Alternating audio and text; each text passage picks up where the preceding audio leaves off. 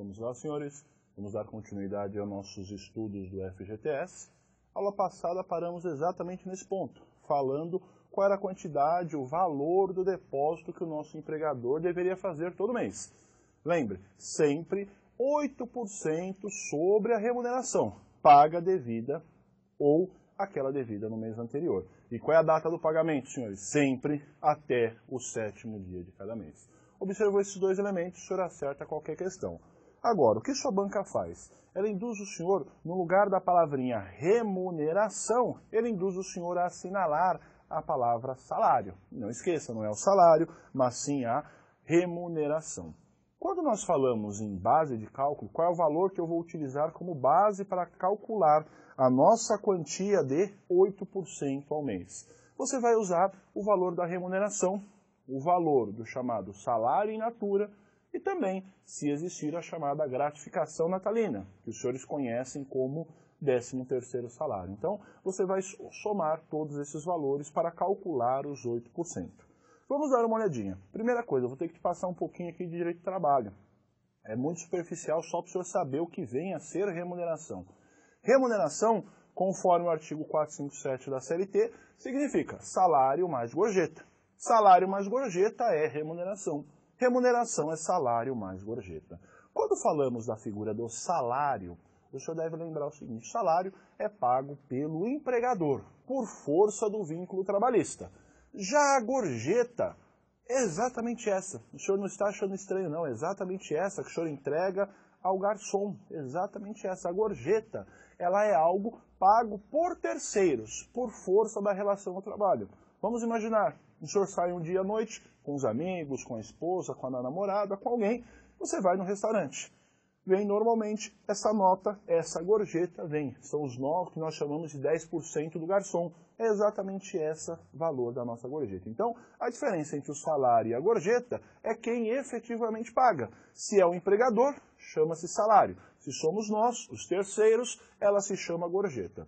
Agora, tem empregado, tem trabalhador que tem salário e gorjeta. Por exemplo, os garçons, os atendentes, os freitistas de postos, eles recebem salário mais gorjeta. Se o nosso empregado recebe salário mais gorjeta, a base de cálculo é sobre a remuneração, porque remuneração é salário mais gorjeta. Você vai somar o salário pago pelo empregador, vai somar a quantidade de gorjetas, você vai chegar no valor da remuneração. E sobre esse valor, você vai separar o percentual dos 8%. Entretanto, tem empregado que não recebe gorjeta. Tem empregado que não recebe. Para esses empregados que não recebem gorjeta, a sua remuneração equivale ao salário. Porque se ele não tem gorjeta, para ele o salário é igual à sua remuneração. Ou vice-versa, é indiferente. Então, sempre lembre, 8% sobre a remuneração. No slide de baixo, o senhor vai ver um conceito do professor Sérgio Pinto Martins. O senhor só dá uma passadinha de olho nele, que ele vai justamente explicar, de forma técnica, isso que eu resumi para os senhores. Agora, o segundo instituto. Nós falamos que a base de cálculo é a remuneração, o salário, utilidade e também a gratificação natalina. A gratificação natalina ou 13º, acredito que não tem grandes problemas para explicar para os senhores. Agora, o salário, utilidade, ou também chamado salário in natura. O salário utilidade, ou salário in natura, ele representa um ganho, algo dado pelo empregador ao empregado por força da relação de trabalho, por força da relação de emprego ou da relação trabalhista. Se o empregador não desse essa utilidade, e sinônimo de utilidade, senhores, são bens, se o empregador não desse esse bem ao empregado, o empregado teria que efetivamente dispendiar, ir até o local para comprar. Então, nesse momento, ela se mostra efetivamente uma vantagem. Por quê? Ao invés do empregado ir até o local e comprar, o empregador já lhe entrega. Vamos imaginar o seguinte: eu sou um empregador, eu sou um fabricante de roupas. Fabrico roupas de diversas formas, diversos tamanhos, diversos modelos, masculino, feminino e infantil. Eu separo uma porcentagem nos termos do artigo 458 da CLT, isso não é interessante para você saber, só estou te explicando o que é o salário-utilidade, eu separo uma porcentagem do valor correspondente ao salário dessa pessoa em pecúnia e entrego para ela em bens. Eu entrego, por exemplo, roupas infantis e ela iria comprar porque tem 3 filhos. Eu entrego roupas femininas, ela iria comprar essas roupas. A diferença, que o senhor deve lembrar em relação ao salário-utilidade é, para você saber se é ou não é salário-utilidade, você deve perguntar, é para o trabalho ou é pelo trabalho? Se for para o trabalho, ele não é salário-utilidade. Se ele for pelo trabalho, ele é salário-utilidade. E, detalhe, se ele for salário-utilidade, o salário-utilidade, ele integra o valor da remuneração. Então, sobre ele também, o senhor deve recolher e calcular o FGTS. Vamos imaginar um contexto. Eu tenho a minha fábrica, voltando no exemplo, eu tenho a minha fábrica de roupa. Se eu entregar as roupas para a minha empregada, utilizar no sistema produtivo, utilizar na minha atividade econômica explorada, eu estou entregando para ela para o trabalho. Ou seja, essa roupa, nesse contexto que exemplificamos, ela é entregue como uniforme. Então eu entrego para o trabalhador para que ele desenvolva a minha atividade econômica. Eu entrego para ele trabalhar. Então, o para não é salário-utilidade. O nosso salário-utilidade é pelo trabalho. Ou seja, o nosso trabalhador vai receber as roupas como parte de pagamento. Ele recebe pelo trabalho, como consequência da prestação de serviço. Então, o que o senhor deve lembrar, o salário in natura, ele também integra o cálculo da remuneração, e sobre ele também incide o valor do FGTS. No slide seguinte, tem a definição também do professor Sérgio Pinto Martins sobre o conceito de utilidade. Agora o senhor para um pouquinho, o senhor vai pegar sua caneta vermelha, o senhor vai marcar isso. Detalhe de rodapé de página. Muitas pessoas esquecem disso e a sua prova sabe e coloca lá no meio das suas alternativas. Trabalhadores normais, nós, qualquer trabalhadores, qual é o valor, qual é a alíquota? É 8% sobre o valor da remuneração. Quando nós falamos desse tipo de contrato, o contrato de aprendiz, o contrato de aprendizagem, o valor da remuneração, ele vai calcular sobre a base de 2%, senhores. Não esqueçam disso. Trabalhadores comuns recolhe sobre a base de 8%. Trabalhadores na modalidade aprendiz recolhe sobre o percentual de 2%. Cuidado com isso, tranquilo? Falou para o senhor aprendiz, contrato de aprendizagem, o senhor vai lembrar, valor da alíquota é 2%, se reduz de 8%, passa para o valor de 2%. Beleza isso aqui? Professor que veio a ser aprendiz. O aprendiz, a definição dele vem no artigo 428 da CLT. O senhor deve lembrar, o aprendiz, para ficar fácil para o senhor memorizar, lembre o seguinte, aprendiz é aquela pessoa que exerce, está matriculado em programa de aprendizagem, formação técnico-profissional metódico. Pô, professor, isso é fácil? Vou simplificar para o senhor. Já ouviu falar do Sistema S? Senai, Senac, Senat, as ETECs, as escolas técnicas, são exatamente esses lugares. O aprendiz é aquela pessoa que vai aprender a arte de uma profissão dentro do Senai. E quanto mais ele desenvolver, quanto mais ele fizer, melhor ele fica. Olha um exemplo aqui, um dos mais clássicos de todos. O torneiro mecânico, aquele que faz peças no torno, peças cilíndricas. O torneiro mecânico, ele começa a sua profissão no regime de aprendizagem. Ele fica matriculado no Senai, aprende. E quanto mais peças ele fizer, melhor vai ficar a sua aptidão para desenvolver aquela profissão. Então isso é aprendizagem, formação técnico-profissional metódico. Isso aqui não aparece para os senhores, mas a idade do aprendiz vai dos 14 até os 24 anos. Essa é a idade limite. Então é um contrato diferenciado. O senhor deve lembrar para a sua prova é a alíquota dele, 2%. Não 8%. Se eu colocar 8%, o senhor vai errar. São 2%. Beleza, senhores? Agora, vamos dar uma olhadinha aqui em súmulas. Súmula 63 do TST. Eu não sei se todos os senhores já ouviram falar nessa palavra, súmula. Estou fazendo uma explicação muito rápida para os senhores, até um pouco informal, nada técnico, jurídico aqui. O que acontece? Diversos julgados, diversas decisões são feitas na primeira instância e as partes recorrem para os tribunais superiores, até chegar a um tribunal superior. Quando o tribunal começa a decidir diversas situações em um mesmo sentido, nós temos um conjunto de decisões no mesmo sentido, que nós, na área jurídica, chamamos isso de jurisprudência. Jurisprudência é um conjunto de julgados de um tribunal superior. Então, essa é a jurisprudência. Quando a jurisprudência começa a ser aplicada de forma diversa, vários julgados, o magistrado aplica uma jurisprudência, é proposto ao colegiado, a esse tribunal superior, que eles transformem essa jurisprudência em algo maior, transformem isso em uma súmula.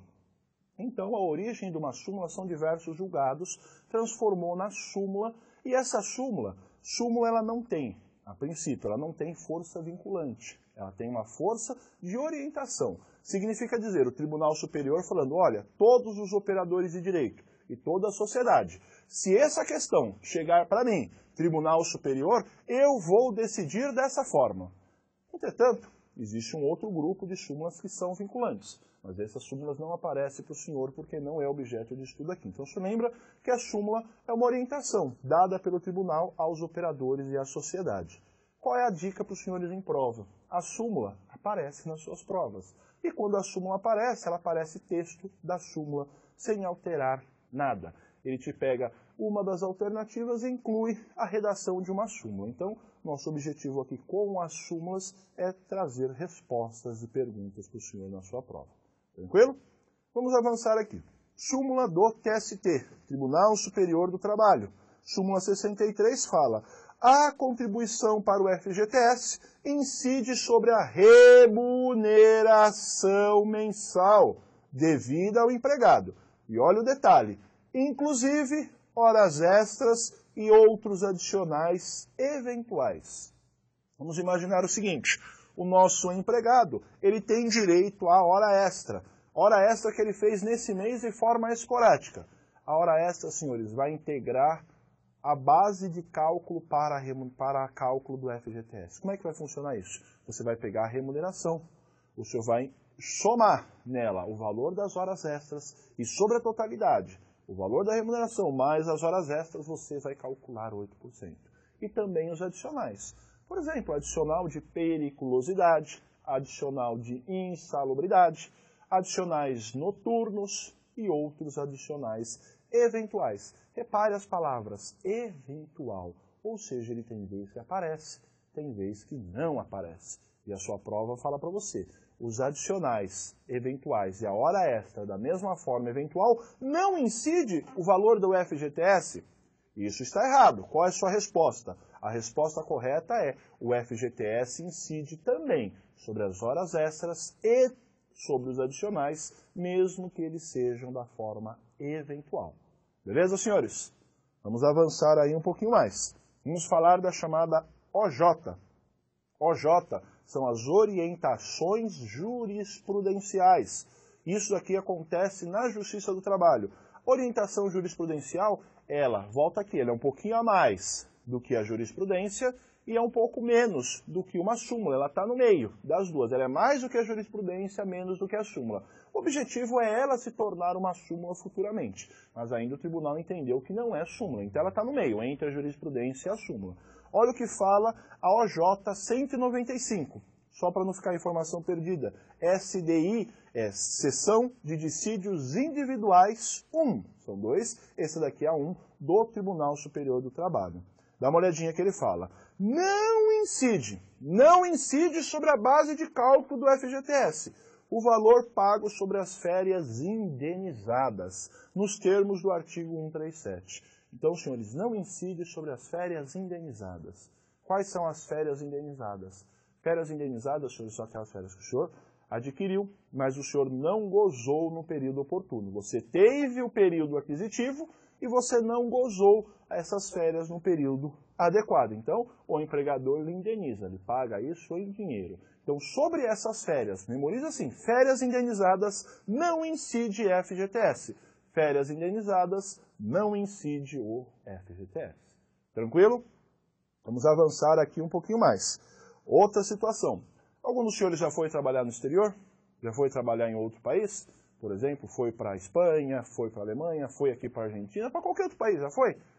Se o senhor não foi, um dia o senhor for trabalhar em outro país, o senhor deve lembrar da OJ 232. Olha o que ela fala. Se a prestação do serviço, o nosso trabalhador, prestar serviço no exterior, qualquer país do mundo, vai recolher FGTS aonde? Aqui no Brasil. E ele incide sobre todas as parcelas de natureza salarial. Esse é o conteúdo da OJ 232. Então, trabalhou no exterior, recolhe FGTS sobre a totalidade das parcelas do serviço prestado lá fora. Mais uma súmula que de vez em quando aparece na sua prova, súmula 305. Ela fala do Instituto do Aviso Prévio. Todos os senhores já devem ter ouvido falar do aviso prévio, certamente. Abre aspas gigantes. O aviso prévio é o quê? O empregado comunicando ao empregador a sua pretensão de rescindir o contrato. Provavelmente essa que o senhor vai fazer quando o senhor passar no concurso da Caixa. Se o senhor estiver trabalhando, falou, empregador, eu fui aprovado no concurso da Caixa, estou lhe comunicando que vou sair daqui tanto tempo. Você está dando a ele o aviso prévio. Mas pode ser a figura oposta. O empregador dando o aviso prévio ao empregado. Olha, empregado, eu não quero você mais aqui. Vamos fazer uma rescisão do contrato de trabalho. A figura do aviso prévio, ela pode ser trabalhada ou a figura do aviso prévio indenizado. São diferentes. O aviso prévio trabalhado é aquele que você trabalha a quantidade de dias do aviso prévio e recebe por isso. O aviso prévio indenizado, essa segunda hipótese é o quê? O empregador não quer que você trabalhe. Então ele fala, eu não quero que você trabalhe, eu vou lhe pagar a quantidade do aviso prévio. Então ele te paga em dinheiro e você não trabalha. Olha o que a súmula fala. O aviso prévio trabalhado ou o aviso prévio indenizado, ele está sujeito à contribuição do FGTS. Então, sobre o valor do aviso prévio, o senhor deve recolher também os 8% do FGTS. Beleza essa questão, senhores? Tudo tranquilo? Olha que bonitinho questão que caiu para os senhores. Acompanhe aí a leitura. Acompanhe comigo. Viviane e Carolina receberam aviso prévio de sua empregadora, a empresa Z, relacionando a rescisão de seus contratos de trabalho por prazo indeterminado. O aviso prévio de Viviane é indenizado e o de Carolina não. Ou seja, se o de Carolina não é indenizado, ele é o aviso prévio trabalhado.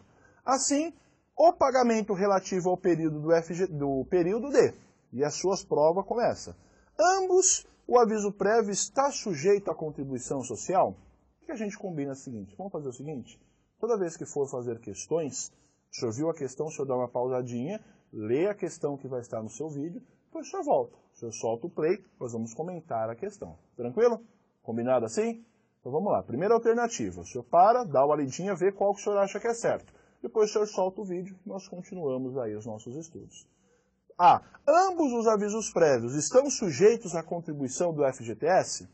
B. Apenas o aviso prévio de Viviane está sujeito à contribuição para o FGTS? Ou C. Apenas o aviso prévio de Carolina está sujeito à contribuição para o FGTS? Ambos os avisos prévios estão sujeitos à contribuição para o FGTS, mas a contribuição do aviso de Viviane é pela metade? Ambos os avisos estão sujeitos à contribuição para o FGTS, mas a contribuição do aviso de Carolina é pela metade? E aí, senhores? Qual alternativa o senhor assinalaria se aparecesse na sua prova? Olha aí no seu vídeo. Alternativa A.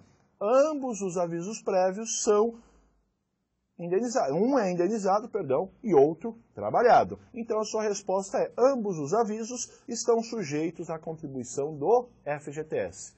Senhores, qual é o percentual que eu falei para os senhores do recolhimento? Metade? Não, são 8%. Então você recolhe sobre 8% aí.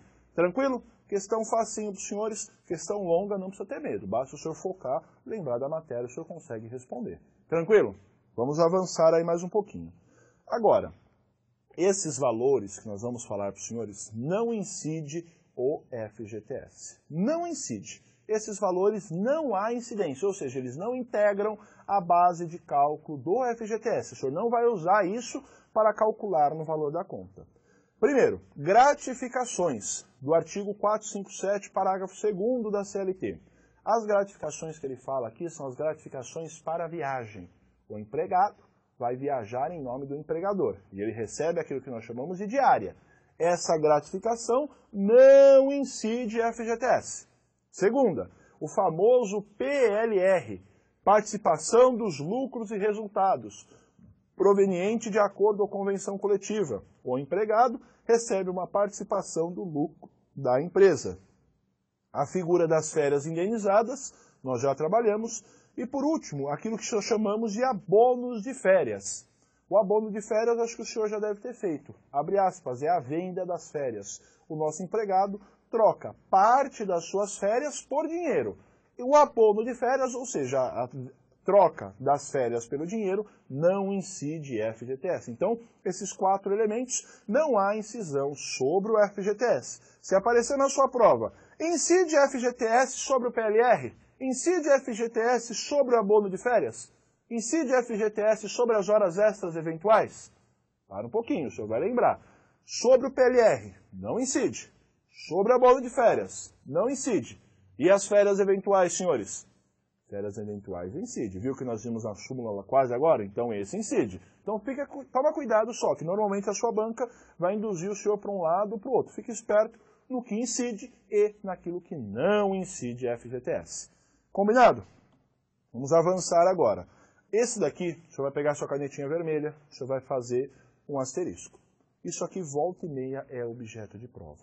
E as pessoas esquecem disso. Dá uma olhadinha no título do nosso slide. É obrigatório o depósito do FGTS. São 5 situações das quais o empregador está obrigado a recolher o FGTS. Então, tome cuidado. Quais são as situações que o nosso empregador deve recolher FGTS? Além daquelas contribuições normais, isso aqui são questões que eram um pouco conturbadas e a nossa legislação veio efetivamente para pacificar. Primeiro elemento, prestação do serviço militar. Aos homens, com idade próxima a 18 anos, se ele for empregado e ele for alistado para servir o Exército, Marinha ou Aeronáutica, o período que ele ficar servindo as Forças Armadas, o empregador deve continuar recolhendo os 8% sobre o Fundo de Garantia, sobre a sua remuneração. Então, o empregado não está na empresa, não está no comércio. Ele está onde? Lá no Exército, nas Forças Armadas, na Marinha Aeronáutica, um deles. Está lá fazendo o seu serviço militar, o empregador deve continuar recolhendo o FGTS. Segundo caso, licença por acidente do trabalho. Na licença por acidente, o empregador deve continuar recolhendo esses valores no período da licença. Terceiro, licença para tratamento de saúde, de até 15 dias. Até 15 dias, o empregador deve continuar pagando o FGTS. Os 15 seguintes, não. Então, os primeiros 15, licença para tratamento de saúde. Quarto, um do que as bancas mais adoram. Os que mais aparecem é o primeiro, o quarto e o quinto. O quarto elemento, licença maternidade. A mãe tem os 120 dias da licença maternidade para aumentar o afeto entre mãe e filha. O período de 120 dias, e caso haja prorrogação por mais 60 dias, o nosso empregador deve continuar recolhendo o FGTS dessa gestante.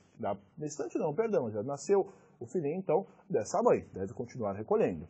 E por último, a licença paternidade. Mulher, licença maternidade, o pai, a licença paternidade, 5 dias. Nesse período, o empregador deve continuar recolhendo aí a licença maternidade. Então, são 5 elementos do qual o empregador é obrigado a recolher. Tranquilo? Outro instituto, outra figurinha. Correção monetária das contas vinculadas. Como é que vai funcionar isso, senhores? Todo mês, o nosso empregador vai efetuar o depósito de 8% sobre a remuneração.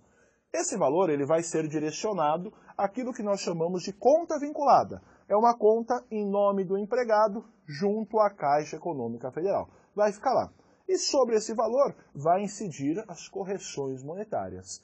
Esse artigo, o artigo 13, ele volta e meia aparece nas bancas. Dá uma olhadinha na porcentagem. Acompanhe comigo a leitura. os depósitos efetuados nas contas vinculadas para a atualização dos saldos dos depósitos de poupança e capitalização de juros de 3% ao mês. Professor, como isso aparece para mim? Olha o que está em vermelho. É exatamente o que está em vermelho. Aparece assim. Para a atualização dos saldos da conta vinculada, por óbvio, dos depósitos da poupança e de capitalização, vai incidir juro de 3% ao ano. Senhores, 3% ao ano. Não esqueça disso. Então, correção monetária, 3% ao ano. Vamos dar uma olhadinha aqui numa questão. O senhor já aprendeu o esquema, né? Questão, o senhor para o vídeo, lê a questão, vê o que o senhor assinalaria, solta o vídeo e continua. Vamos continuar comentando. Vamos emendar aqui por causa do estúdio. Dá uma olhadinha aí, acompanhe comigo.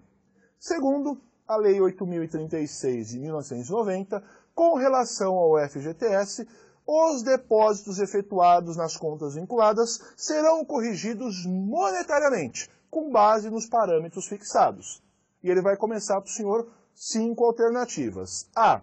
Pela Receita Federal, por meio do IGPM, sem a capitalização de juros. Para a atualização dos saldos da poupança, dos depósitos de poupança, com capitalização de juros de 12% ao ano. C. Pela Receita Federal, por meio da taxa Selic. D. Para a atualização dos saldos dos depósitos de poupança e capitalização de juros, de 3% ao ano. E por último, para a atualização de depósitos, dos saldos dos depósitos de poupança e capitalização de juros, de 6% ao ano. E aí, senhores, qual das alternativas o senhor assinalaria? Qual das alternativas? O senhor assinalou a alternativa D, o senhor está correto. Perfeito, a nossa alternativa correta aqui é a alternativa D. Para a atualização dos saldos dos depósitos de poupança e capitalização, os juros são de 3%. Beleza? E você viu, repare, a sua banca falou o que para os senhores? Ela falou 12% e falou na alternativa E 6%. Ela vem induzir a erro, senhores, são 3%. O senhor mata a questão facinho, o senhor tem mais um ponto aí para a sua aprovação. Beleza? Continue estudando, continue estudando. Essa matéria aí é um ponto-chave na sua aprovação. Agora, quem vai garantir, professor? Todo esse dinheiro fica dentro da Caixa Econômica em uma conta vinculada. Quem vai garantir essa quantia? Se acontecer alguma coisa, se perder esse dinheiro, o que pode acontecer? Fique tranquilo. Artigo 13, parágrafo 4º. O senhor vai falar o quê? O saldo dessas contas vinculadas, eles são garantidos por quem? Pelo governo federal. Nosso Poder Executivo Federal pode e deve garantir as quantias que tem lá. E ainda, a nossa legislação fala o seguinte, ó, Poder Executivo Federal, se você quiser, você ainda pode fazer um seguro só para proteger os valores desse fundo. Então, não tem problema, vai ficar a cargo do Poder Executivo a garantia desse instituto. Beleza? Vamos avançar mais um pouquinho. Qualquer dúvida, o senhor sabe, volta o vídeo e continue estudando. Prescrição e FGTS. Eu vou ter que falar um pouquinho para o senhor de processo, da figura dos processos no modo geral, processos dos direitos. Prescrição, de um modo muito simples, ele significa nada mais, nada menos do que a perda do direito de ação. Perda do direito de ação. Ou seja, o nosso titular, o nosso trabalhador, perde o direito de ingressar no Poder Judiciário para pleitear alguns direitos. E o nosso Instituto da FGTS, ele também está inserido sobre esse contexto. Ou seja, passado um determinado período, o nosso trabalhador não tem mais direito de buscar amparo no Estado juiz, buscar amparo no Poder Executivo, no Poder Judiciário, para efetivamente pleitear essas verbas, esses valores. E a nossa súmula 362 fala o seguinte, é trintenária a prescrição no direito de reclamar da contribuição não recolhida. Ou seja, senhores, falou para o senhor prescrição, a palavra prescrição, perda do direito de ação e o Instituto do FGTS, o senhor vai lembrar, prescrição FGTS são trintenária, 30 anos. 30 anos é o prazo que a pessoa tem para retroagir. Professor, como assim? Quando opera-se a rescisão do contrato de trabalho, a pessoa tem um prazo de 2 anos para ajuizar essa ação. Então, ele tem um prazo de 2 anos para ajuizar a ação, da data do ajuizamento, segundo a Constituição Federal, ele retroage para as verbas trabalhistas 5 anos. Então funciona assim, trace uma reta, coloque o marco divisório rescisão. Da rescisão, ele tem até 2 anos para ajuizar a reclamação trabalhista. Da data que ele ajuizou, o senhor vai retroagir 5 anos. Então abarca o período de até 5 anos. Quando estamos falando da prescrição do FGTS, o senhor deve lembrar, é os 2 para frente se mantém, mas a prescrição ela retroage até 30 anos. Até 30 anos. Beleza, senhores? Prescrição FGTS, 30 anos. Respeitados 2 para frente, retroage em 30 anos. Tranquilo? Aula que vem, nós vamos voltar exatamente dessa observação. Da observação aí que ficou faltando, nós vamos emendar nossa aula falando dela. Um abraço a todos, até o próximo encontro.